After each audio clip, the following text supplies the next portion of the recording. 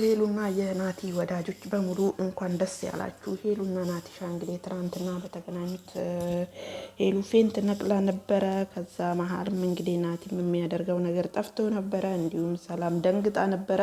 ምክንያቱም ሄሉ ህመም ላይ ስለነበረች ምን ድንገት ናሂን ስታየው እንግዲህ ፌንት ነቅላ ነበረ። በመጨረሻውም ግን ሄሉሻም ነቅታ ሰላም ወርዶ ናቲም ደስ ብሎ የደስታ እንባ አንብቶ በስተመጨረሻውም እንግዲህ ሳቅ በሳቅ ሆነው ሄሉና ናቲ ለማውራት ደረጃ በቅተዋል ማለት ነው። እውነቱን ለመናገር ናቲ በጣም ስቅስቅ ብሎ አልቅሷል።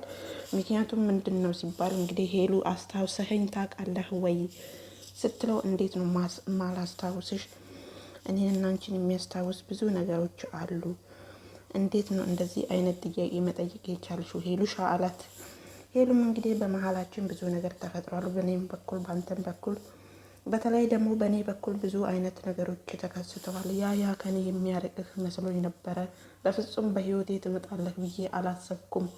አንድም ቀን አስቤውም አላቅም አልሜም አላቅም እያለች እንግዲህ በእንባ ናቲን ጥያቄ ጠየቀችው። ናቲሻም እንግዲህ ህይወት ብዙ ውጣ ውረድ አላት ሄሉ፣ አንቺ ብቻ ዋናው ሰላም መሆንሽ ነው። በአይነ ስጋ ደግሞ ሁለታችንም ተገናኝተናል። ከዚህ በኋላ ያለውንም እግዚአብሔር ያስተካክለዋል አላት። ብትመጣ ራሱ ሀገር ቤት ብትመጣ ራሱ እኔን ለማግኘት ፍቃደኛ የምትሆን አልመሰለኝም ነበረ ብላ ሄሉ ስትጠይቀው፣ ናቲም ደግሞ እንዴት ነው አንቺ ማግኘት የማልፈልገው? ብዙ ነገሮችን አብረን አሳልፈናል። የልጅነቴ አብሮ አደጌ የመጀመሪያ የሁሉ ነገር ነሽ ብሎ እንግዲህ ደስ በሚል ቃላቶች ሄሉን አጽናንቷታል።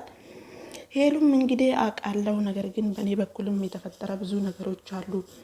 አንተን ባለመጠበቄ አንተን በትዕግስት ስላልጠበቅኩህ ብዙ ነገሮች በእኔ ህይወት ስለተከሰቱ ያን ሳስበው እየፈራሁ ነበርና ስትለው፣ እንዴት ነው አንቺ እኔ ወዳለሁበት ሀገር ብትመጪ እኔን አታገኘኝም ወይ ስላት፣ ላገኝህ እፈልጋለሁ ብቻ እፈራለሁ ውስጤ፣ ነገር ግን እንደዚህ ይሆናል ብዬ አስቤውም አልሜውም አላቅም ብላለች። እንግዲህ በስተመጨረሻውም ሄሉ አበባውን ሰጣት፣ አበባውን ተቀበለች፣ ደስም አላት፣ ሳቋ ተመለሰ፣ ከህመሟም ተፈወሰች። የህመሟ ፈውስ መድኃኒት ናቲ ሆኖ ተገኘ። ጋይስ እንግዲህ ሄሉዬ እውነቱን ለመናገር በጣም ደስ ይላሉ።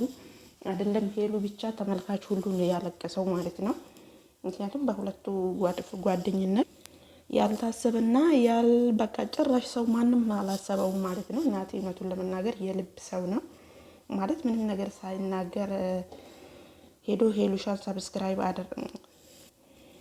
ሰርፕራይዝ አደረጋት። ጋይ ሰብስክራይብ አድርጉ። የሰብስክራይብ ጥማት ስላለብኝ ሰብስክራይብ አላልኩም እና ቤቱን አበረታቱኝ ሰብስክራይብ እያደረጋችሁ ማለት ነው። እውነቱን ለመናገር ደስ ይላል። እንግዲህ ሄሉዬ እንኳን ደስ ያለሽ፣ ናቲሻዬ እንኳን ደስ ያለክ። የልብ ሰው እውነቱን ለመናገር የልብ ሰው የጥግ የጓደኝነት ጥግ ሄሉ ያየችበት ሰው ማን ነው ቢባል ከናቲ ውጪ ወደ ውጪ ነው። እንግዲህ ከዚህ በኋላ ያለውም ደግሞ ቀስ በቀስ እናብራበታለን፣ ነገሮችን ቀስ በቀስ እንፈታዋለን እያለች ነው ሄሉ። እንግዲህ ደስተኛ ሆናለች። ፊቷ ላይ የደስታ ምንጭ ያመጻርቃል ማለት ቃሉ ራሱ ጠፋኝ ማለት ነውና በያላችሁበት ሰላማችሁ ይብዛ። ሰብስክራይብ አድርጉ።